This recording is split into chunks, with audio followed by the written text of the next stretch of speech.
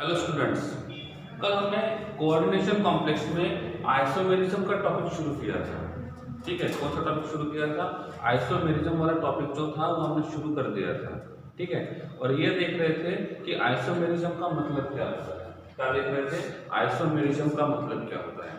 तो इनिशियली मैंने आइसोमेरिज्म का मतलब बताया था। दो टाइप के आइसोमेरिज्म आपको देखते हैं। First one is structural, second is stereo. ठीक है, स्ट्रक्चरल में स्ट्रक्चर डिफरेंट होता है और स्टीरियो में 3D अरेंजमेंट जो होता है, स्पेस में जो अरेंजमेंट होता है, उस स्पेस में जो अरेंजमेंट डिफरेंट होता है, उनको हम बोलते हैं स्टीरियो आइसोमर्स। तो आइसोमेरिज्म को दो पार्ट में डिवाइड करते हैं, one is structural, second is space. Structure different दिखाई देगा, मतलब स्ट्रक्चर देख के जिसको बता सकते हैं दैट इज स्ट्रक्चरल, और जिसका स्पेस में ओरिएंटेशन से बता सकते हैं that is called as the stereo. अब क्वेश्चन ये आता है कि दोनों में हम देखेंगे एग्जांपल के साथ। पहला आता है आयोनाइजेशन आइसोमर्स।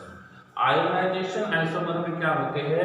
ये डिफरेंट आयंस देते हैं सॉल्वेंट में, तो it show different ions in solvent, पहली बात। ठीक है, दूसरा आता है हाइब्रिड आइसोमर। तो आप देखोगे तो आयोनाइजेशन आइसोमेरिज्म और हाइब्रिड आइसोमेरिज्म जो है वो दोनों नियर अबाउट सिमिलर लगते हैं, कि दोनों सिमिलर टाइप के हैं, लेकिन आयोनाइजेशन आइसोमर का जो स्पेशियल वर्जन है वो हाइब्रिड आइसोमर है। अब हाइब्रिड आइसोमर में क्या होता है, जो वाटर मॉलिक्यूल का क्वांटिटी होता है इनसाइड द स्क्वायर ब्रैकेट और आउटसाइड द स्क्वायर ब्रैकेट, ये क्वांटिटी डिफरेंट होता है, और ऐसे मॉलिक्यूल्स को बोलते हैं वो हाइब्रिड आइसोमेरिज्म को शो करेंगे। ठीक है, एग्जांपल देखेंगे तो ये बात जो रहेगी वो क्लियर हो जाएगी कि हाइब्रिड आइसोमर का मतलब क्या होता है। एग्जांपल के लिए इफ मैं यहाँ पे लिखता हूँ Cr attach to H2O/6 and this is Cl3। ठीक है, अब इस कॉम्प्लेक्स की हम लोग बात करते हैं तो इस कॉम्प्लेक्स में कितने लिगेंड है, कितने लिगेंड है। First I am asking about the number of ligands. तो सबसे पहले हम यहाँ पे नंबर ऑफ लिगेंड्स को फाइंड कर सकते हैं। So here number of ligands are 6, और 6 के 6 लिगेंड हम यहाँ पे जो देख रहे हैं वो सेम टाइप के हैं। ठीक है, यहाँ तक ओके है। तो यहाँ पे नंबर ऑफ लिगेंड्स जो है वो एक ही टाइप के हैं, और उन लिगेंड्स का क्वांटिटी 6 है, and this chromium is act as a metal and this is act as a counter ion. तो यहाँ पे ये जो रहेगा ये किसका काम करेगा? काउंटर आयन का काम करेगा। ठीक है, अब इनसाइड द स्क्वायर ब्रैकेट कितने वाटर मॉलिक्यूल है? इनसाइड द स्क्वायर ब्रैकेट कितने वाटर मॉलिक्यूल्स है? तो inside the square bracket total 6 water molecules present है, और outside the square bracket there will be no water molecule. अब इस मॉलिक्यूल का जनरल मॉलिक्यूलर फॉर्मूला देखते हैं। So that will be Cr will be 1, H2O will be 6 and Cl will be 3, that is Cl-1, इस प्रकार से। ठीक है, तो ये है इसका जनरल मॉलिक्यूलर फॉर्मूला। इस जनरल मॉलिक्यूलर फॉर्मूला से हम ये पता लगा सकते हैं कि what will be the oxidation state of chromium. So I think मेरे हिसाब से यहाँ पे क्रोमियम का ऑक्सीडेशन नंबर +3 होना चाहिए। यहाँ पे क्रोमियम का ऑक्सीडेशन नंबर +3 होना चाहिए। So chromium is in +3 oxidation state. इसके कितने स्ट्रक्चर, इस मॉलिक्यूलर फॉर्मूला के कितने स्ट्रक्चर ड्रॉ कर सकते हैं? उसके पहले बड़ा आसान क्वेश्चन है कि ये जो पॉजिटिवली चार्ज कॉम्प्लेक्स है और ये निगेटिवली चार्ज जो काउंटर आयन है, इनके बीच में किस टाइप का इंटरेक्शन होना चाहिए। क्वेश्चन इज दैट यहाँ पे ये पॉजिटिवली चार्ज कॉम्प्लेक्स और निगेटिवली चार्ज काउंटर आयन, इन दोनों के बीच में किस टाइप का इंटरेक्शन होना चाहिए। तो मेरे हिसाब से यहाँ पे आयन आयन इंटरेक्शन होना चाहिए। क्यों? क्योंकि यहाँ पे एक कटायन है और दूसरा अनायन है, और दो आयन के बीच में जो इंटरेक्शन होता है इसको हम बोलते हैं आयन आयन इंटरेक्शन। क्या बोलेंगे? आयन और आयन इंटरेक्शन। मतलब यहाँ पे Na+ और यहाँ पे Cl-, इन दोनों के बीच में जो इंटरेक्शन रहेगा that is called as ion ion interaction. अब मैं आपको पूछता हूँ, यहाँ पे Na+, दिस इज Na+ और यहाँ पे H2O, इनके बीच में किस प्रकार का इंटरेक्शन होना चाहिए? Which type of interaction will be there in between water molecule and in between Na+? किस टाइप का इंटरेक्शन होना चाहिए? यहाँ पे जो इंटरेक्शन होना चाहिए वो होना चाहिए मेरे हिसाब से दिस इज आयन,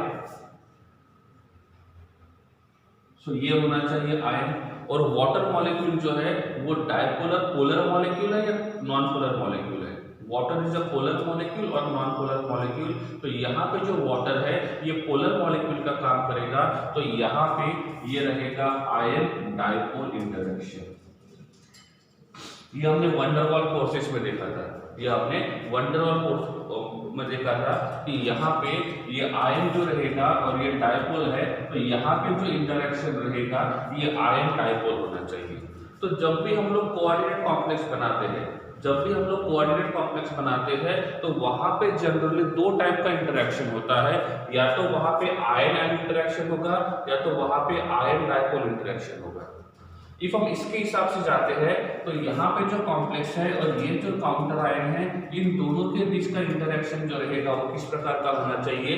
ये आयन है और ये भी आयनिक फॉर्म में है, तो यहाँ पे जो इंटरेक्शन रहेगा ये रहेगा आयन आयन इंटरेक्शन। ठीक है, तो एक मैं यहाँ पे पूछता हूँ Na+ और वाटर में, तो यहाँ पे होना चाहिए आयन डायपोल इंटरेक्शन। लेकिन मैं कॉम्प्लेक्स में पूरे कंपाउंड में पूछता हूँ तो ये हमारा एक कॉम्प्लेक्स कटायन है, ये हमारा अनायन है, तो यहाँ पे जो इंटरेक्शन रहेगा that will B ion ion interaction. ठीक है, अब इस मॉलिक्यूलर फॉर्मूला के कितने स्ट्रक्चर पॉसिबल है? इस मॉलिक्यूलर फॉर्मूला के कितने स्ट्रक्चर पॉसिबल है जिसमें मेटल का ऑक्सीडेशन नंबर जो सेम रहेगा और मेटल का जो कोऑर्डिनेशन नंबर रहेगा, यहाँ पे क्रोमियम का कोऑर्डिनेशन नंबर कितना रहेगा? 6 रहेगा। अब क्वेश्चन ये आता है कि हमें कैसे पता चलेगा कि यहाँ पे कोऑर्डिनेशन नंबर 6 रहेगा? ठीक है, अब क्वेश्चन इज दैट एक वाटर मॉलिक्यूल के पास दो लोन पेयर होते हैं, लेकिन वो एक मेटल के साथ कितने बॉन्ड बना सकता है? ये एक मेटल के साथ एक ही बॉन्ड बना सकता है। तो ऐसे कितने वाटर मॉलिक्यूल है? 6। तो यहाँ से हमारा जो मेटल रहेगा ये रहेगा chromium, that is oxidation number is +3। एक वाटर मॉलिक्यूल ने यहाँ से बॉन्ड बनाया, दूसरे वाटर मॉलिक्यूल ने यहाँ से बॉन्ड बनाया, तीसरे वाटर मॉलिक्यूल ने यहाँ से बॉन्ड बनाया, चौथे वाटर मॉलिक्यूल ने यहाँ से बॉन्ड बनाया, पांचवें वाटर मॉलिक्यूल ने यहाँ से बॉन्ड बनाया और 6th वाले वाटर मॉलिक्यूल ने यहाँ से बॉन्ड बनाया। ठीक है, इस प्रकार से। अब आप बोलोगे सर यहाँ पे आपने H2O लिखा और यहाँ पे आपने OH2 लिखा, ऐसा क्यों? क्योंकि हमको ये बताना है कि हमेशा डोनर एटम के थ्रू ही बॉन्ड बनेगा। तो यहाँ पे डोनर एटम कौन है, बस आपको वो बताना है। तो इस प्रकार से इस कॉम्प्लेक्स में टोटल नंबर ऑफ बॉन्ड्स जो क्रोमियम ने बनाए हैं वो 6 है, और इसका मतलब क्रोमियम का कोऑर्डिनेशन नंबर 6 रहेगा। तो अब इसमें टोटल लिगेंड जो है वो 6 है और 6 के 6 लिगेंड वाटर के हैं। इस कॉम्प्लेक्स के आप देखते हो तो इस कॉम्प्लेक्स को देखने के बाद आपको इतना तो पता चल गया होगा कि ये किस प्रकार के मॉलिक्यूल मतलब स्ट्रक्चर क्या करेगा, शो करेगा। ठीक है, अब जो मॉलिक्यूलर फॉर्मूला मैंने लिखा है, जो मॉलिक्यूलर फॉर्मूला मैंने यहाँ पे लिखा है अपर साइड में, इस मॉलिक्यूलर फॉर्मूला के और कौन से स्ट्रक्चर पॉसिबल है, तो इसको ऐसे भी लिख सकते हैं Cr H2O/5 Cl attached to Cl2 and H2O। Oxidation number एक बार देख लेते हैं। इसमें हम देखेंगे सो oxidation number of chromium will be +3, this Cl is -1, +3 and -1 that will be +2, सो यहाँ पे रहेगा +2, दिस विल बी -2, इस प्रकार से। ठीक है, एक में रहेगा +2 और दूसरा जो रहेगा उसमें रहेगा -2। ठीक है, अब मैं आपको पूछता हूं इन दोनों के बीच में ये जो कॉम्प्लेक्स है यहाँ पे और इसके बीच में किस प्रकार का इंटरेक्शन होना चाहिए? ये जो कॉम्प्लेक्स यहाँ पे है और ये जो Cl यहाँ पे है, इसमें किस टाइप का इंटरेक्शन होना चाहिए? कैसे पता चलेगा? ये हमारा आयोनिक फॉर्म में है, ये भी हमारा आयोनिक फॉर्म में है, तो इन दोनों के बीच का जो इंटरेक्शन रहेगा वो कैसा होना चाहिए? ये होना चाहिए आयन आयन इंटरेक्शन। ठीक है, तो ये हुई एक के बारे में बात। अब मैं आपको पूछता हूँ इस कॉम्प्लेक्स और वाटर मॉलिक्यूल में जो इंटरेक्शन रहेगा वो किसका होना चाहिए? कॉम्प्लेक्स और वाटर मॉलिक्यूल में जो इंटरेक्शन रहेगा वो कौन सा होना चाहिए, ये आयोनिक फॉर्म में है और ये डायपोल फॉर्म में है, तो यहाँ पे जो इंटरेक्शन रहेगा that will B ion dipole interaction. तो कॉम्प्लेक्सेस में ये दो बातें पॉसिबल है, या तो आयन आयन इंटरेक्शन रहेगा या तो आयन डायपोल इंटरेक्शन रहेगा। आगे जाने के बाद इस प्रकार का क्वेश्चन वो पूछ सकते हैं आपको कि किस टाइप का इंटरेक्शन यहाँ पे होना चाहिए। अब मैं आपको पूछता हूँ, this is formula A and this is formula B, क्या इन दोनों कंपाउंड्स का मॉलिक्यूलर फॉर्मूला सेम है? क्या इन दोनों कंपाउंड्स का मॉलिक्यूलर फॉर्मूला सेम है? हाँ, इन दोनों का मॉलिक्यूलर फॉर्मूला सेम है। क्या दोनों में क्रोमियम ने 6 बॉन्ड बनाए हैं? यस, पहले में क्रोमियम ने 6 के 6 बॉन्ड वाटर के साथ बनाए थे, यहाँ पे भी क्रोमियम ने 6 बॉन्ड बनाए हैं। 6 में से 5 बॉन्ड वाटर के साथ है और 1 बॉन्ड क्लोरीन के साथ है। ठीक है, तो यहाँ पे 6 के 6 लिगेंड वाटर थे, यहाँ पे 6 में से 5 लिगेंड वाटर है और 1 लिगेंड जो है ये क्लोरीन है। क्लियर है? अब आप और आगे जाते हैं और ये देखने की कोशिश करते हैं कि आगे क्या पॉसिबल है। ठीक है, अब इन दोनों को हम लोग आयोनाइजेशन आइसोमेरिज्म बोल सकते हैं क्या? क्या ये दोनों आयोनाइजेशन आइसोमेरिज्म शो करेंगे? बोल सकते हैं। क्यों? क्योंकि अपर साइड में ये 3 Cl माइनस देता है, लेकिन सेकंड वाला मॉलिक्यूल जो रहेगा वो 2 ही Cl माइनस देता है। So number of ions are different, तो इसीलिए हम यहाँ पे क्या कर सकते हैं, Cl और इस Cl का क्वांटिटी देखेंगे और दोनों को हम कंपेयर करते हैं तो ऐसा लगता है कि ये दोनों के दोनों क्या करेंगे, आयोनाइजेशन आइसोमेरिज्म शो करेंगे। लेकिन हम इन दोनों को आयोनाइजेशन आइसोमेरिज्म के बदले हम उसको हाइब्रिड आइसोमर बोलेंगे।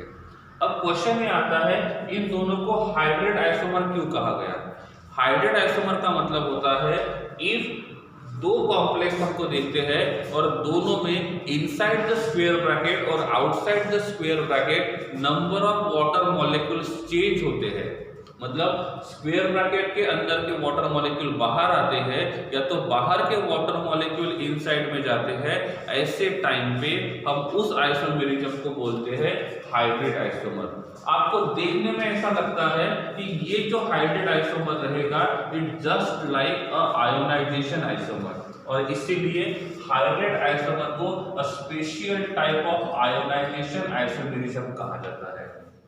तो हाइब्रिड आइसोमर को special type of ionization isomerism कहा जाता है क्योंकि दोनों जो होते हैं वो सिमिलर वे से रहते हैं। ठीक है, फर्क ऐसा है इसमें आयंस डिफरेंट मिलेंगे, इसमें वाटर मॉलिक्यूल्स डिफरेंट होने चाहिए inside the square bracket and outside the square bracket. ठीक है, इस मॉलिक्यूल को और एक तरीके से लिख सकता हूं मैं, कैसे? इसको मैं यहाँ पे C करके लिखता हूं in bracket Cr H2O by 4 Cl2 and here will be Cl and that will be H2O by 2। सही, यहाँ पे हम लोग देखेंगे तो this Cr having +3 oxidation number, this is -2, this is +1, this is -1। अब बात करते हैं इन दोनों के इंटरेक्शन की, तो यहाँ पे होना चाहिए आयन आयन इंटरेक्शन, और इफ हम यहाँ पे बात करते हैं इनकी तो यहाँ पे जो रहेगा ये रहेगा आयन डाइपोल इंटरेक्शन। ठीक है, ओके, तो यहाँ पे ये दो टाइप का इंटरेक्शन होना चाहिए, एक अपर साइड में, ठीक है, ऊपर में ज्यादा काम का कुछ लिखा नहीं है तो उसकी तरफ ज्यादा ध्यान देने की जरूरत नहीं है। ठीक है, जितना भी काम का है भाई आपका जो रीजन आपको दिख रहा है उसके अंदर ही दिख रहा है। ठीक है, ओके, अब यहाँ पे ये आयन आयन इंटरेक्शन है, यहाँ पे आयन डाइपोल इंटरेक्शन है, तो इस प्रकार से यहाँ पे दो टाइप का इंटरेक्शन रहेगा। अब मैं आपको बी और सी को कंपेयर करता हूँ, तो क्या बी में नंबर ऑफ Cl माइनस कितने मिलते हैं? 2, और C में नंबर ऑफ Cl माइनस कितना मिल रहा है? 1। इसका मतलब यहाँ पे मिलने वाला आयंस और यहाँ पे मिलने वाले आयंस का क्वांटिटी डिफरेंट है, तो हम इसको भी बोल सकते हैं आयोनाइजेशन आइसोमर। लेकिन इनसाइड द स्क्वायर ब्रैकेट यहाँ पे 5 वाटर मॉलिक्यूल है, यहाँ पे 4 वाटर मॉलिक्यूल है। Outside the square bracket 1 water molecule है, यहाँ पे 2 वाटर मॉलिक्यूल है। तो वाटर मॉलिक्यूल्स का quantity inside the square bracket और outside the square bracket change होता है। तो ऐसे मॉलिक्यूल्स को हम बोलते हैं कि वो दोनों के दोनों क्या करेंगे, हाइब्रिड आइसोमेरिज्म को क्या करेंगे, शो करेंगे। क्लियर? तो इस प्रकार से हम यहाँ पे देख सकते हैं कि किस प्रकार से वो हाइब्रिड आइसोमेरिज्म को शो करेंगे। अब इस फॉर्मूला को थोड़ा सा चेंज कर देता हूं और यहाँ पे मैं H2O लिखता हूं 5, H2O लिखता हूं 5 और Cl का क्वांटिटी कर देता हूं 2 और यहाँ पे हम Br को ऐड करते हैं। किसको ऐड करते हैं? Br को। ठीक है, तो इसका फॉर्मूला क्या बन जाएगा? इसका फॉर्मूला मैं यहाँ पे लिखता हूं that is Cr in bracket H2O by 5 attached to Br in bracket Cl2। ठीक है, क्लियर? ये एक स्ट्रक्चर है जिसको मैं बोलता हूं एक स्ट्रक्चर। मैं Y फॉर्मूला लिखता हूं in bracket Cr, this is H2O by 5 attached to Cl, attached to Cl and Br। ठीक है, and this is Z formula, this is Cr attached to H2O by 4 attached to Br attached to Cl attached to Cl। ठीक है, ये मैंने यहाँ पे 3 फॉर्मूले लिखे हैं, X Y Z, तीनों का मॉलिक्यूलर फॉर्मूला सेम है इस प्रकार से। ठीक है, अब क्या हो रहा है? अब क्या हो रहा है? अब क्या करेंगे? इसमें हम देखेंगे तो this is -2, this is +2, this is -1, so chromium must be +3। तो तीनों में जो क्रोमियम रहेगा वो +3 रहेगा। अब मैं आपको पूछता हूं, पहले में जो इंटरेक्शन है वो किस टाइप का है? पहले में जो इंटरेक्शन है वो किस टाइप का है? पहले में जो इंटरेक्शन रहेगा वो रहेगा आयन आयन, दूसरे में जो इंटरेक्शन है वो भी रहेगा आयन आयन, और तीसरे में जो इंटरेक्शन है उसको भी हम बोलेंगे आयन आयन। ठीक है, क्या ये किस टाइप का आइसोमेरिज्म शो कर रहे हैं? ये हाइब्रिड आइसोमेरिज्म होना चाहिए या आयोनाइजेशन आइसोमेरिज्म होना चाहिए? ये तीनों के तीनों जो रहेंगे ये एक दूसरे के साथ आयोनाइजेशन आइसोमेरिज्म शो करेंगे या हाइब्रिड आइसोमेरिज्म शो करेंगे? तो ये आयोनाइजेशन आइसोमेरिज्म शो करेंगे, क्योंकि इनसाइड द स्क्वायर ब्रैकेट में यहाँ पे sorry this is 5, inside the square bracket यहाँ पे नंबर ऑफ वाटर मॉलिक्यूल्स जो रहेंगे उनका क्वांटिटी सेम है, वाटर मॉलिक्यूल का क्वांटिटी डिफरेंट नहीं है, और इसीलिए ये क्या करेंगे, हाइब्रिड आइसोमेरिज्म को शो करेंगे। सपोज मैं यहाँ पे M नाम का कंपाउंड लिखता हूँ that is Cr in bracket H2O by 4 attached to Br attached to Cl2 and attached to H2O। क्या मैं इस M को हाइब्रिड आइसोमेरिज्म बोल सकता हूं? क्या इस M को मैं हाइब्रिड आइसोमेरिज्म बोल सकता हूं? क्या लगता है? यस, दिखने में तो लगता है कि हाइब्रिड आइसोमेरिज्म रहेगा। इफ आपको किसी ने एक्सप्लेनेशन पूछा why this is hybrid isomerism, तो आप बोल सकते हो inside the square bracket outside the square bracket water molecule का क्वांटिटी डिफरेंट है और इसीलिए हम इसको हाइब्रिड आइसोमेरिज्म बोलेंगे। बट मेरे हिसाब से ये होना तो चाहिए हाइब्रिड, लेकिन ये पॉसिबल ही नहीं है। This molecule is highly unstable, this molecule is highly unstable. Why? जब मैंने शुरू किया था तब मैंने आपको बोला था कोऑर्डिनेशन कंपाउंड्स में 2 टाइप का इंटरेक्शन होता है, या तो वो आयन आयन इंटरेक्शन रहेगा या तो वहां पे आयन और डाइपोल का इंटरेक्शन रहेगा। यहां पे this is +3, this is 0, this is -1, this is -2, तो ओवरऑल चार्ज इज 0। इसका मतलब ये वाला जो कॉम्प्लेक्स है इस कॉम्प्लेक्स के ऊपर कोई चार्ज नहीं है, मतलब ये वाला कॉम्प्लेक्स जो रहेगा वो आयोनिक फॉर्म में नहीं है, और इफ वो आयोनिक फॉर्म में नहीं रहेगा तो ये यहाँ पे आयन डाइपोल शो नहीं करेगा, और कोऑर्डिनेशन कॉम्प्लेक्स में या तो आयन आयन इंटरेक्शन रहेगा या तो आयन डाइपोल इंटरेक्शन रहेगा, जो कि यहाँ पे पॉसिबल नहीं है, क्योंकि क्वेश्चन ये आता है कि ये वाटर मॉलिक्यूल इसके साथ कैसे ज्वाइंट रहेगा। हम इसका रीजन तो दे सकते हैं ना कि ये Cl-1 इस कॉम्प्लेक्स के साथ ज्वाइन क्यों है, क्योंकि कॉम्प्लेक्स के ऊपर पॉजिटिव चार्ज है और Cl के ऊपर नेगेटिव चार्ज है, तो उनके बीच में अट्रैक्शन होना चाहिए। लेकिन हम इसके बारे में ऐसा नहीं बता सकते हैं और इसीलिए ये मॉलिक्यूल हमको पॉसिबल जरूर दिखता है लेकिन ये पॉसिबल नहीं रहेगा। क्यों? सपोज मैं यहाँ पे लिखता हूँ कि ओवरऑल चार्ज इज 0 और बाहर लिखता हूँ Cl-1, तो क्या लगता है? It is possible? नहीं होगा। क्यों नहीं होगा? क्योंकि इस नेगेटिव चार्ज को पुल करने का काम पॉजिटिव चार्ज ही करेगा, मतलब आयन आयन इंटरेक्शन होना चाहिए, लेकिन वो यहाँ पे पॉसिबल नहीं होता है और इसलिए ये मॉलिक्यूल इस कंडीशन में अनस्टेबल हो जाएगा। लेकिन यहाँ पे ये +1 चार्ज होने की वजह से ये मॉलिक्यूल एग्जिस्ट करता है और ये मॉलिक्यूल एग्जिस्ट नहीं करेगा। तो हम ऐसे भी देख सकते हैं कि which molecule is possible. Only structure बनाते नहीं जाना है, हमको ये भी देखना है कि क्या सही में वो स्ट्रक्चर पॉसिबल रहेगा और इफ वो पॉसिबल रहेगा तो वो किस प्रकार से होना चाहिए। ठीक है, सो this is about the hybrid isomerism. ठीक है, तो ये किसके बारे में हुआ? हाइब्रिड आइसोमेरिज्म के बारे में हुआ। तो अब इसको इरेज कर देता हूं मैं। ठीक है,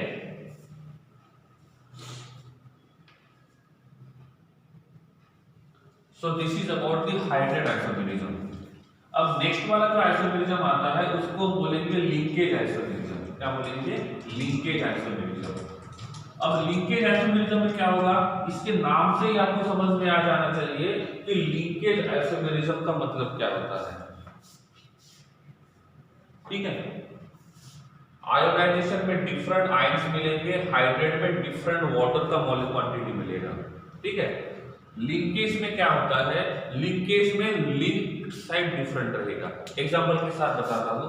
सपोज मैं यहां पे लिखता हूं Cl that is attached to NH3/5 और यहां पे लिखा मैंने Cl लाइक दिस। ठीक है, तो इस प्रकार से मैंने कॉम्प्लेक्स लिखा है और यहां पे लिखा है मैंने Cl2। ठीक है, अब यहाँ पे मैंने स्ट्रक्चर A निकाला और यहाँ पे मैंने स्ट्रक्चर B लिखा है। स्ट्रक्चर B है Cr attach to NH3/5 attach to NC attach to Cl2। सबसे पहले देखना है कि क्या ये आयोनाइजेशन आइसोमेरिज्म हो सकता है क्या? सबसे पहले देखना है। नहीं, क्यों नहीं हो सकता? क्योंकि पहले वाले कंपाउंड का आयोनाइजेशन करेंगे तो हमको 2 Cl- मिलेंगे और दूसरे वाले कंपाउंड का आयोनाइजेशन करेंगे तो भी हमको 2 ही Cl- मिलेंगे। इसका मतलब ये आयोनाइजेशन आइसोमेरिज्म शो नहीं करेगा। हम इस सीक्वेंस में जाएंगे हमेशा, पहले आयोनाइजेशन देखेंगे, फिर हाइड्रेट देखेंगे, फिर हम लोग लिंकेज देखेंगे, फिर कोऑर्डिनेशन देखेंगे। ठीक है, तो इन दोनों में आयंस का क्वांटिटी तो सेम है, इसका मतलब ये आयोनाइजेशन नहीं होना चाहिए। क्या ये हाइब्रिड है? वाटर मॉलिक्यूल्स तो है ही नहीं, मतलब हाइब्रिड का पॉसिबिलिटी नहीं है। Next thing is that linkage. Linkage का मतलब होता है वो किसके हिसाब से ज्वाइंट होता है। ठीक है, अब मैंने आपको पूछा कि यहाँ पे जो NH3 है, इस NH3 में डोनर एटम कौन है? Which is a donor atom in NH3? तो NH3 में जो डोनर एटम रहेगा वो यहाँ पे कौन है? नाइट्रोजन। सभी में नाइट्रोजन है। यहाँ पे Cn लिखा हुआ है, carbon triple bond nitrogen, nitrogen having lone pair and carbon having negative charge. तब यहाँ पे देखोगे तो आपको ऐसा लगेगा कि कार्बन जो है वो भी लोन पेयर मतलब डोनर का काम कर सकता है और नाइट्रोजन भी डोनर का काम कर सकता है, बट एट अ टाइम दो में से एक ही करेगा। तो ये केस जो रहेगा लिंकेज वाला, ये एम्बिडेंटेड लिगेंड के लिए आता है। किसके लिए आता है? एम्बिडेंटेड लिगेंड के लिए। मतलब ऐसे लिगेंड जो दोनों साइड से ज्वाइंट हो सकते हैं लेकिन वो एट अ टाइम एक ही साइड से ज्वाइंट होते हैं। तो यहाँ पे जो है ये carbon is a donor atom. हम इसकी बात करेंगे तो इसमें nitrogen is a donor atom और यहाँ पे जो रहेगा ये नाइट्रोजन डोनर एटम का काम करेगा। ठीक है, तो यहाँ पे अमोनिया में लिंकेज का कोई प्रॉब्लम नहीं है, लेकिन ये साइनाइड वाला जो ग्रुप है, एक में कार्बन के थ्रू बॉन्ड बना रहा है और दूसरे में वो नाइट्रोजन के थ्रू बॉन्ड बना रहा है। इफ हम इसका स्ट्रक्चर ड्रॉ करने की कोशिश करते हैं तो कैसा हो सकता है? मैं पहले वाले का स्ट्रक्चर ड्रॉ करता हूँ। This is chromium. इस क्रोमियम के पास 3 अमोनिया, 5 अमोनिया है। सो this is 1 NH3, this is 2nd NH3, this is 3rd NH3 this is 4NH3, this is 5th NH3, हो गए 5 अमोनिया। अब कौन बचा? Cl। Cl में डोनर एटम कौन है? तो इस Cl में कार्बन जो रहेगा वो डोनर एटम रहेगा। तो इफ मैं Cl लिखता हूं तो यहाँ पे मैंने कार्बन के थ्रू बॉन्ड कभी बनाया। अब मैं आपको पूछता हूं इस क्रोमियम के पास टोटल कितने लिगेंड्स हैं? तो टोटल लिगेंड्स कितने हैं? 6। इस क्रोमियम के पास कितने टाइप के लिगेंड हैं? तो आप बोल सकते हो सर यहाँ पे 2 टाइप के लिगेंड्स हैं, एक अमोनिया है और दूसरा साइनाइड है। अब मैंने आपको पूछा इसने टोटल कितने बॉन्ड बनाए हैं? इस क्रोमियम ने टोटल बॉन्ड बनाए हैं 6, तो इस क्रोमियम का कोऑर्डिनेशन नंबर रहेगा 6। तो यहाँ पे जो क्रोमियम है इस क्रोमियम का कोऑर्डिनेशन नंबर 6 रहेगा और ऑक्सीडेशन नंबर +3 रहेगा। So this is the structure of molecule A. अब मॉलिक्यूल बी की बात करते हैं और मॉलिक्यूल बी का भी स्ट्रक्चर ड्रॉ कर सकते हैं। तो यहाँ पे हम लोग मॉलिक्यूल बी का स्ट्रक्चर ड्रॉ करेंगे। So this will be Cr with oxidation number +3, सही है ना? तो ये +3 ऑक्सीडेशन नंबर का Cr है। यहाँ पे मैंने एक अमोनिया के साथ बॉन्ड बनाया, यहाँ पे दूसरे अमोनिया के साथ बॉन्ड बनाया, यहाँ पे तीसरे अमोनिया के साथ, यहाँ पे चौथे अमोनिया के साथ और यहाँ पे 5वें अमोनिया के साथ। अब आपके मन में क्वेश्चन आया होगा, यहाँ पे आपने NH3 लिखा है, यहाँ पे H3N लिखा है, क्यों? क्योंकि बॉन्ड हमेशा कहाँ से शुरू होता है? डोनर एटम से, और ऐसे ही आपको दिखाना है। तो इफ मैं इसको ऐसे लिखता तो देखने वाले को लगता है कि इसमें नाइट्रोजन डोनर का काम नहीं कर रहा है, इसमें हाइड्रोजन डोनर का काम कर रहा है। और ये आपको भी पता है कि इसमें हाइड्रोजन डोनर का काम नहीं कर सकता है, यहाँ पे नाइट्रोजन ही डोनर का काम करेगा। और इसीलिए आपको इस प्रकार से लिखना पड़ेगा, that is this one. Suppose एक मॉलिक्यूल लिखता हूं जिसमें मैंने लिखा है नाइट्रेटो। क्या लिखा है? नाइट्रेटो। अब नाइट्रेटो N लिखा है, नाइट्रेटो N लिखा है, और 2 अरेंजमेंट मैंने आपको बताया। एक में बताया मैंने NO2 और दूसरे में बताया मैंने N2O। This is A and this is B, which is correct? If हम इसके हिसाब से जाते हैं, नाइट्रेटो N लिखा है तो नाइट्रेटो N का मतलब होता है nitrogen as a donor atom का काम करेगा। तो इसमें ऑक्सीजन एज ए डोनर का काम करता है, इसमें नाइट्रोजन एज ए डोनर का काम करता है। तो इस प्रकार से this is the correct nomenclature. तो जब हम लोग नॉमेनक्लेचर लिखने की कोशिश करते हैं तो आपको ऐसा लिखना होगा ताकि हर एक बात क्लियर हो जाए। मतलब चेक करने वाले के मन में ये डाउट ना हो कि इसमें नाइट्रोजन डोनर है कि ऑक्सीजन डोनर है।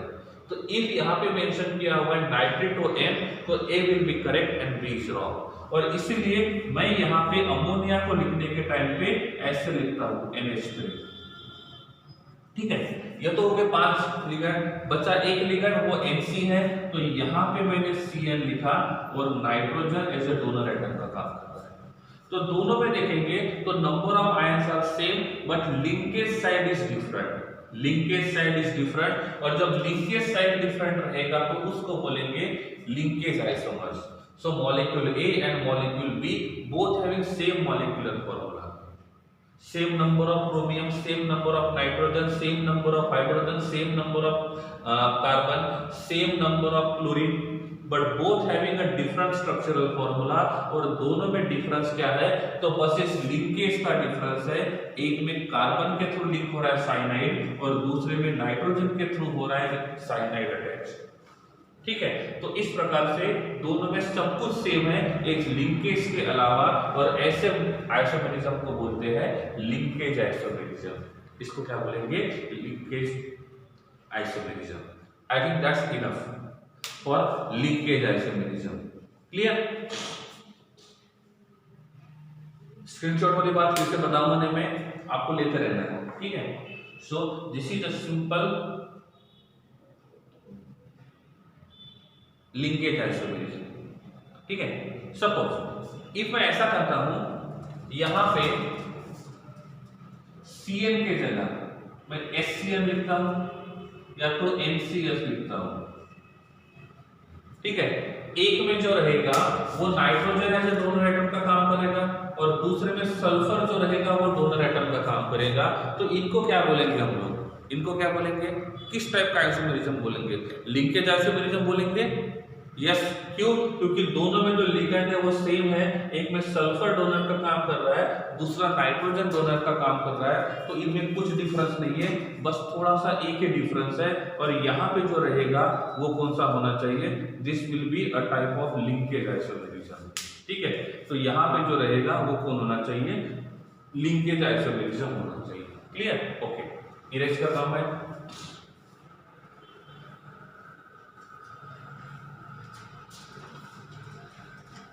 आई थिंक आपको कोऑर्डिनेशन नंबर भी समझ में आ गया होगा कि कोऑर्डिनेशन नंबर को कैसे फाइंड करते हैं, या कोऑर्डिनेशन नंबर कितना रहेगा ये कैसे बता सकते हैं। ठीक है, यहाँ पे एक फॉर्मूला लिखा हूं, प्लेटिनम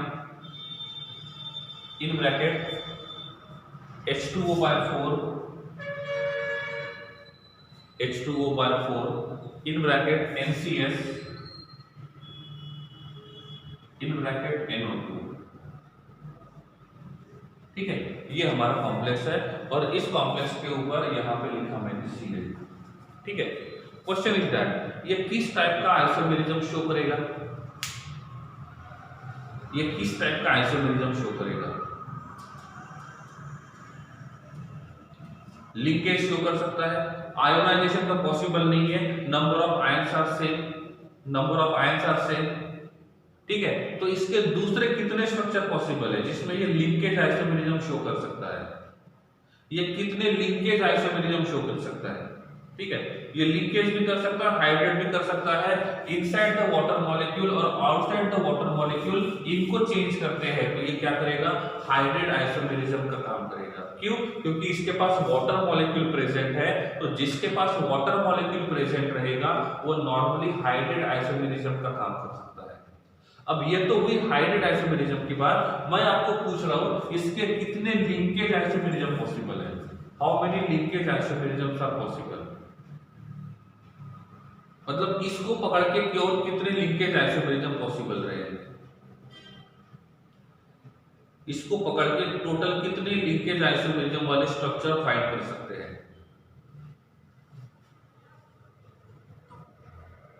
ठीक है, हाँ, पहला second will B platinum H2O/4 NCS ONO Cl2। Next platinum H2O/4 SCN ONO Cl2। Next platinum H2O/4 SCN in bracket NO2 and this is Cl2। सही है।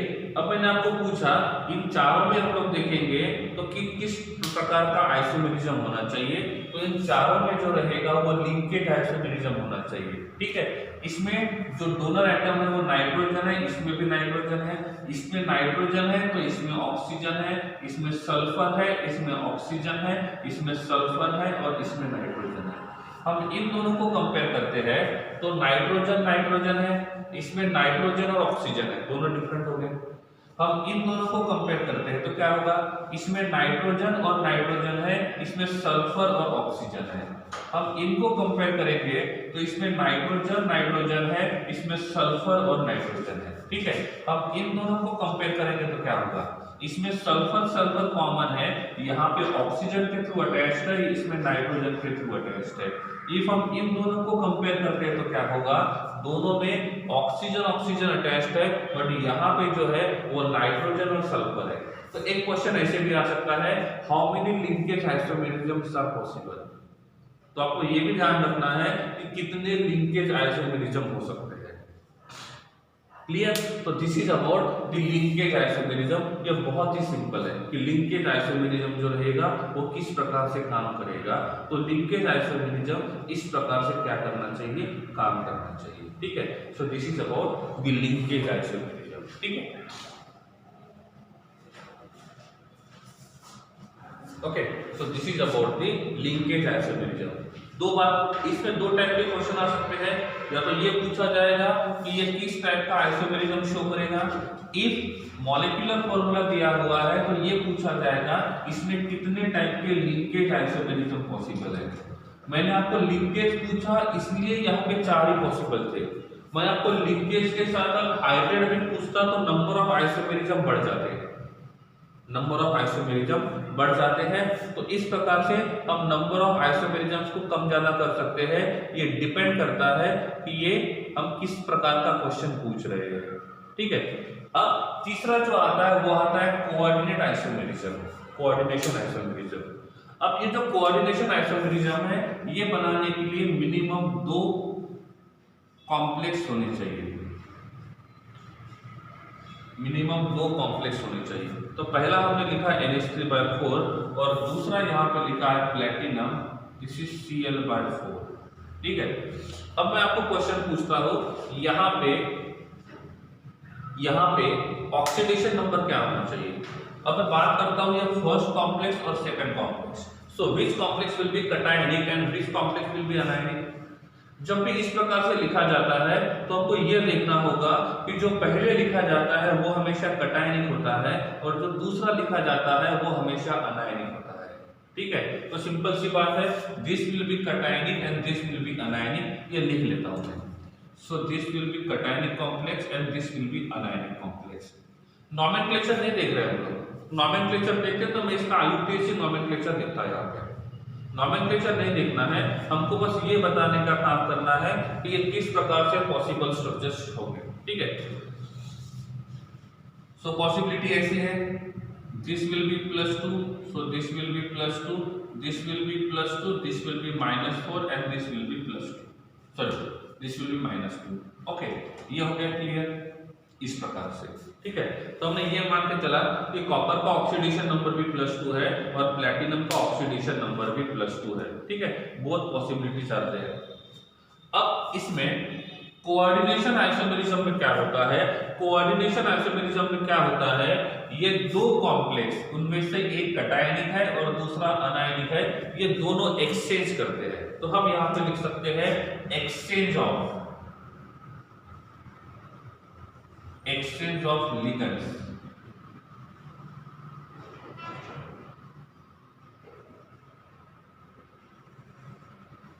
एक्सचेंज ऑफ लिगेंड, तो ये क्या करते हैं, दोनों कॉम्प्लेक्स लिगेंड्स की अदला बदली करेंगे।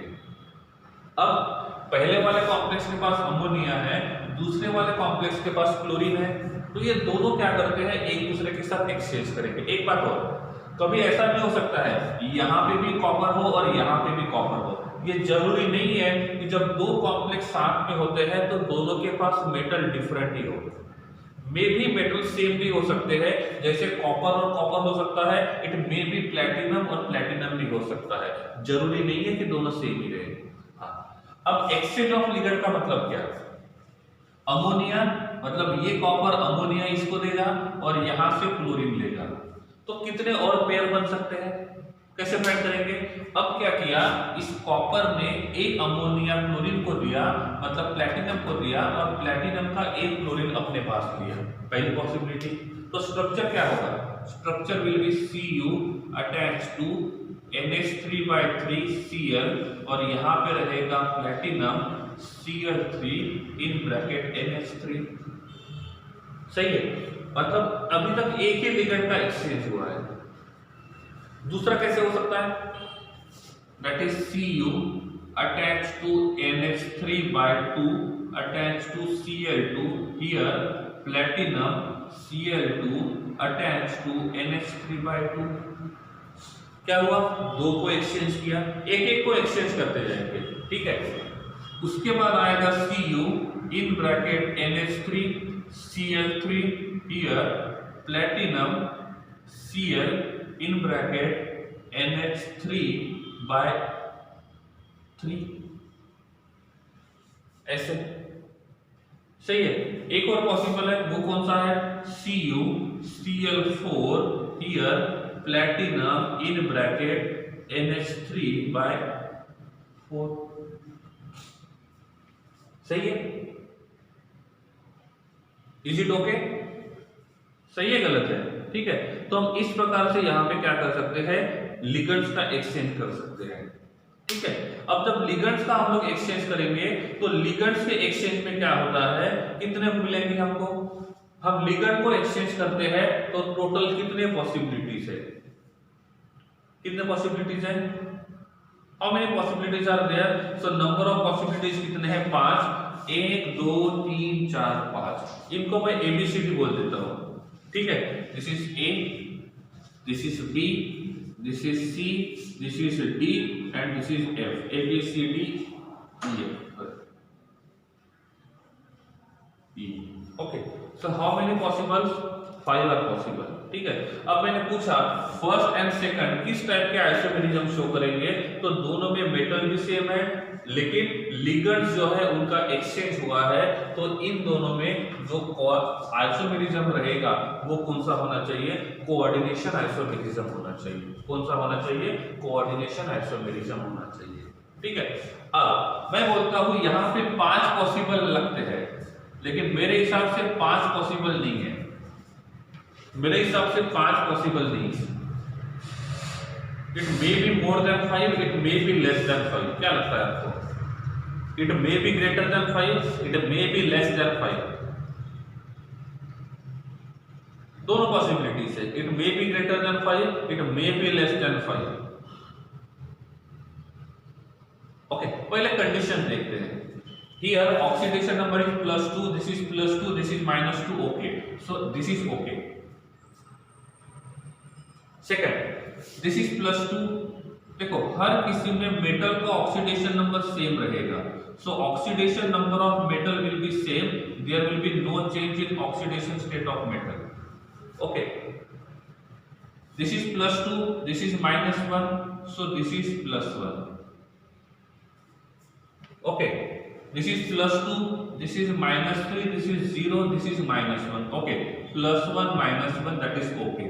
ओवरऑल चार्ज हमको देखना है, ठीक है। तो ओवरऑल चार्ज के हिसाब से यहां तक तो सब सही आ रहा है, ठीक है। Second thing, this is +2, this is -2, so this will be 0, this will be +2, this will be -2, this is 0, so overall charge is 0।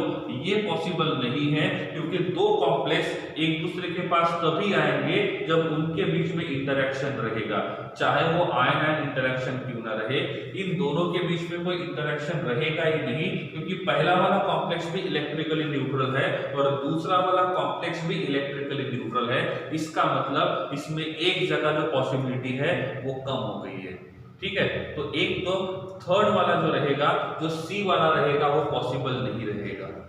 अब इसमें देखेंगे, सो दिस विल बी -3, तो ये रहेगा -1, this will be -1, so this will be +1, तो ये possible है, possible है ना। अब इसकी बात करेंगे, सो this is -4, this is -2, this is +2, ये भी पॉसिबल है, ठीक है। तो इनमें से 5 में से 4 पॉसिबल है, एक पॉसिबल नहीं है। दूसरी बात, ये तो भी बात पॉसिबिलिटीज की, जब लिखने की बात करेंगे तो ये एकदम सही है, पहले कटायन को लिखा है फिर अनायन को लिखा है, ये भी एकदम सही है, पहले कटायन को लिखा है फिर अनायन को लिखा है, ये तो पॉसिबल ही नहीं है, बात ही छोड़ दो उसकी।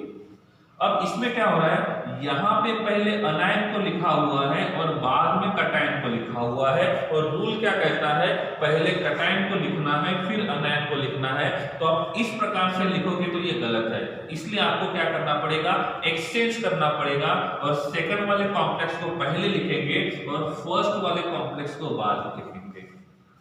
समझ गया, समझा ना क्या बोला मैंने, इसमें सेकंड वाला कॉम्प्लेक्स पहले लिखेंगे और फर्स्ट वाला कॉम्प्लेक्स बाद में लिखेंगे, क्योंकि रूल ये कहता है कटायनिक को पहले लिखेंगे और अनायनिक को बाद में लिखेंगे। क्वेश्चन ऐसे भी पूछ सकते हो, इफ लेवल बढ़ा के क्वेश्चन पूछेंगे तो इस प्रकार का पूछ सकते हैं कि क्या ये रिप्रेजेंटेशन सही है, नहीं, ये गलत है, हम सेकंड को पहले और पहले को बाद में लिखेंगे, लास्ट वाले में भी वही करेंगे। क्यों, क्योंकि ये अनायनिक है और ये कटायनिक है, तो अनायनिक को बाद में लिखेंगे और कटायनिक को हमेशा पहले लिखेंगे, ठीक है, clear. So it's about the coordinates, ठीक है। सो this is the end of structural isomerism, अब इसमें ये तो देख लिया कि ये स्ट्रक्चरल आइसोमेरिज्म कैसे है, आयोनाइजेशन, हाइब्रिड, लिंकेज और कोऑर्डिनेशन। ठीक है, अब देखना है कि जियोमेट्रिकल आइसोमेरिज्म क्या होता है। अब देखना है ये जियोमेट्रिकल आइसोमेरिज्म जो है वो क्या होता है, और ये जियोमेट्रिकल आइसोमेरिज्म जो रहेगा ये काम कैसे करेगा। ठीक है, तो जियोमेट्रिकल आइसोमर जो होते हैं उसमें हम दो तरीके से देखते हैं नॉर्मली। ठीक है, पहले हम देखते हैं केस वन, या तो हम लोग फर्स्ट वन देखते हैं, दैट इज फॉर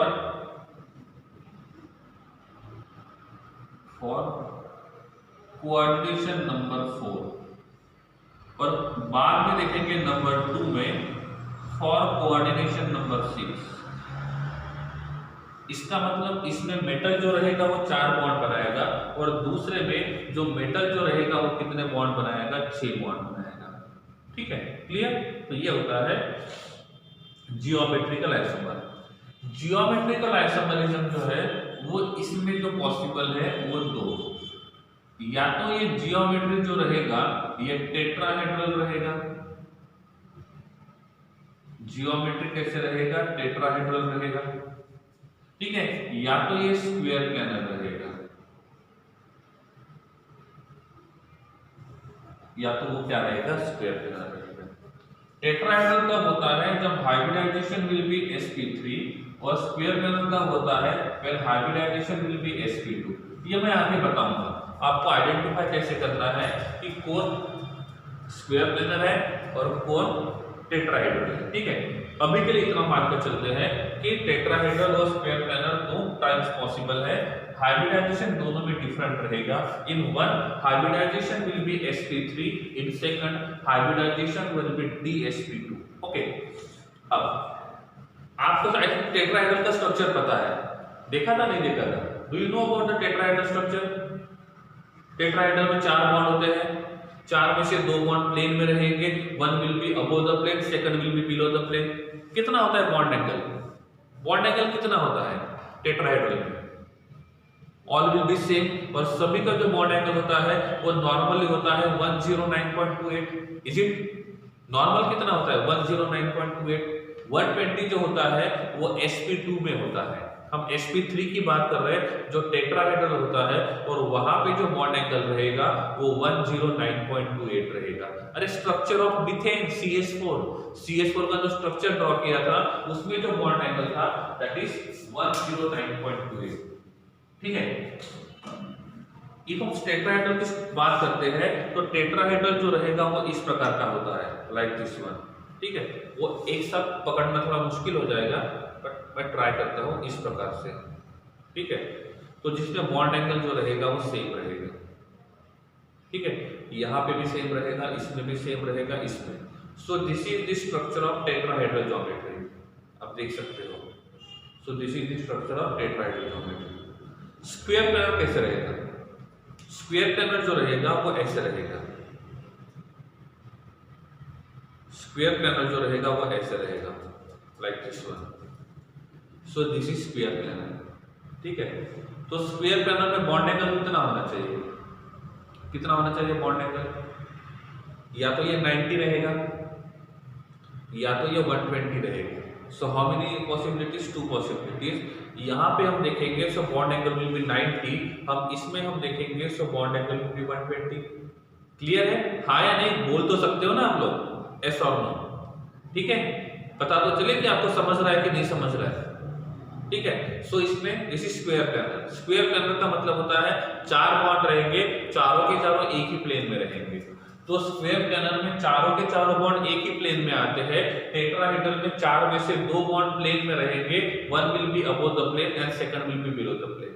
ठीक है, अब ये ज्योमेट्रिकल आइसोमेरिज्म क्या कहता है? ये बोलता है कि नॉर्मली हम यहाँ पे 2 टाइप के आइसोमेरिज्म देखते हैं, या तो ये सिस रहेगा, जस्ट वेट, या तो ये सिस रहेगा या तो ये ट्रांस रहेगा। 2 पॉसिबिलिटीज। कौन सी? या तो ये सिस रहेगा या तो ये ट्रांस रहेगा। ठीक है, अब मैं आपको बोलता हूं सिस का मतलब क्या होता है। सिस का मतलब होता है सिमिलर एटम्स या similar ligands are present on adjacent side. ठीक है। सिस का मतलब होता है सेम लिगेंड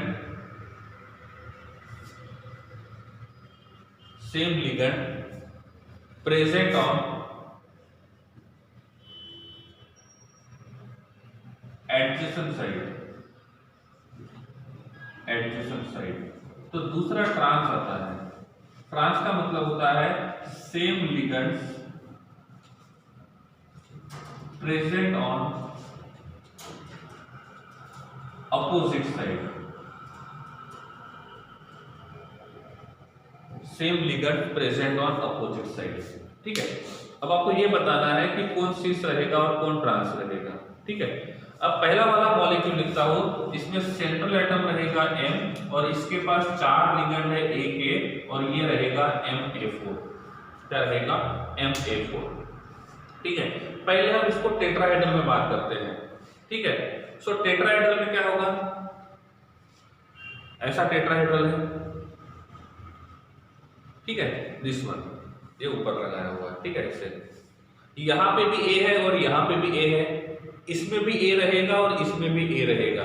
तो A और A एडजेसेंट हो गया, ये भी A और A एडजेसेंट हो गया, यहां पे भी A और A क्या हो गया? एडजेसेंट हो गया। तो सभी के सभी साइड जो रहेंगे वो एडजेसेंट है। सभी के सभी साइड कैसे रहेंगे? एडजेसेंट। मैं टेट्राहेड्रल की बात कर रहा हूं, तो इस टेट्राहेड्रल में ये एडजेसेंट साइड हो गया, ये भी एडजेसेंट साइड हो गया, ये भी एडजेसेंट साइड हो गया।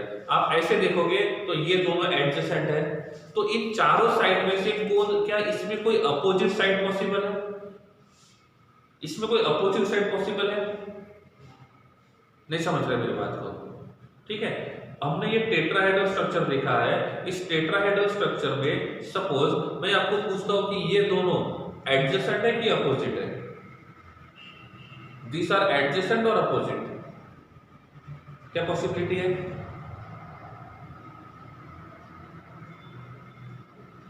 What is the possibility? ये एडजेसेंट है या अपोजिट है? एडजेसेंट। ये वाले किसका काम करेंगे? एडजेसेंट का। हम इनकी बात करेंगे तो ये भी किसका काम करेंगे? एडजेसेंट का। हम इसकी बात करेंगे तो ये भी किसका काम करेंगे? एडजेसेंट का। तो all 4 sides are adjacent to each other. और जब सभी के सभी एडजेसेंट रहेंगे तो अपोजिट वाली बात ही नहीं है, और अपोजिट वाली बात ही नहीं है मतलब यहाँ पे अपोजिट वाला पॉसिबल है ही नहीं, और इसीलिए टेट्राहेड्रल में नो जियोमेट्रिकल आइसोमेरिज्म। इसलिए ऐसा कहा जाता है कि टेट्राहेड्रल जो रहेगा वो जियोमेट्रिकल आइसोमेरिज्म शो नहीं करेगा, वो ये भी नहीं बता पाएगा कि वो सिस है कि ट्रांस है। समझे बात को? Is it clear? समझा नहीं समझा? ठीक है। टेट्राहेड्रल में जियोमेट्रिकल आइसोमेरिज्म पॉसिबल क्यों नहीं है? टेट्राहेड्रल में जियोमेट्रिकल आइसोमेरिज्म इसलिए पॉसिबल नहीं है क्योंकि सभी के सभी साइड्स जो रहेंगे वो एडजेसेंट है। अब मैं बात करता हूं टेट्राहेड्रल की जगह स्क्वायर प्लेनर की। ठीक है। अब स्क्वायर प्लेनर में क्या करता हूं मैं? ऐसे स्ट्रक्चर बना दिया, ऐसे। ठीक है। सो ये दोनों एडजेसेंट है या अपोजिट है? सो दिस वन एडजेसेंट और opposite? This is adjacent, this is opposite, this is opposite. ये दोनों एडजेसेंट है और ये भी दोनों एडजेसेंट है। तो हम यहां पे बोल सकते हैं कि वो एडजेसेंट है कि अपोजिट है। ठीक है। तो स्क्वायर प्लेनर में एडजेसेंट और अपोजिट साइड पॉसिबल है, लेकिन हम टेट्राहेड्रल में देखेंगे तो सभी के सभी साइड जो रहेंगे वो एडजेसेंट रहेंगे, और इसीलिए टेट्राहेड्रल जो रहेगा वो जियोमेट्रिकल आइसोमेरिज्म शो नहीं करेगा। ओनली स्क्वायर प्लेनर जो रहेगा वही क्या करेगा? जियोमेट्रिकल आइसोमेरिज्म शो करेगा। ठीक है। अब क्वेश्चन ये आता है कि हम MA4 का स्ट्रक्चर ड्रॉ करते हैं। MA4 का स्ट्रक्चर ड्रॉ करेंगे तो सेंटर में रहेगा मेटल, और ये चारों के चारों साइड जो रहेंगे ये प्लेन में रहेंगे। चारों के चारों साइड कैसे रहेंगे? प्लेन में रहेंगे। एग्जांपल के लिए, इफ हम इस सरफेस को प्लेन बोलते हैं, प्लेन, तो सेंटर पे मेटल रहेगा, यहाँ पे एक लिगेंड बॉन्ड बनाएगा, यहाँ पे दूसरा लिगेंड बॉन्ड बनाएगा, यहाँ पे तीसरा लिगेंड बॉन्ड बनाएगा, यहाँ पे चौथा, और चारों के चारों लिगेंड सेम प्लेन में होते हैं और एक स्क्वायर को बनाते हैं, और इसीलिए इसको कहा जाता है स्क्वायर प्लेनर। क्या कहा जाता है? Square planar.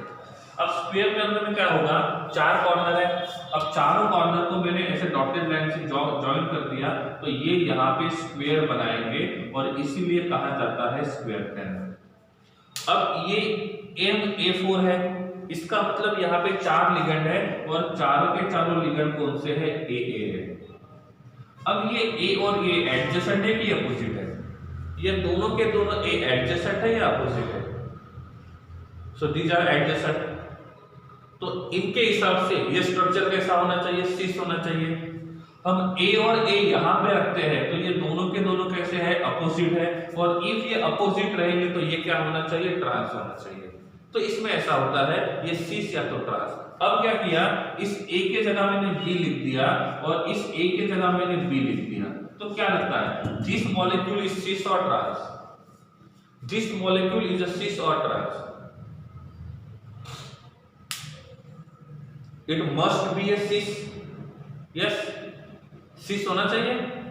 No, it will be trans. कैसे? A and A are present on opposite side. B and B are present on opposite side. It means that this molecule must be a trans. Suppose मैं यहाँ पे B के जगह C लिखता हूँ, अब ये क्या रहेगा? cis रहेगा या trans रहेगा? This will be cis और trans. तो B और C सिमिलर नहीं है, उनको छोड़ दो। A और A सिमिलर है और ये दोनों अपोजिट साइड में है, तो ये किसका क्या होना चाहिए?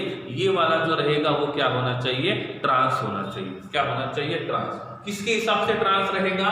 A के हिसाब से ट्रांस रहेगा, B और C के हिसाब से नहीं बता सकते हैं क्योंकि उनका पेयर प्रेजेंट नहीं है।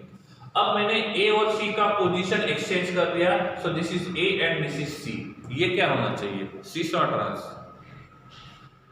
B दूसरा नहीं है तो B को छोड़ दो, C दूसरा नहीं है C को छोड़ दो, A दूसरा प्रेजेंट है और दोनों एडजेसेंट साइड पे प्रेजेंट है, तो ये होना चाहिए सिस। क्या होना चाहिए? सिस।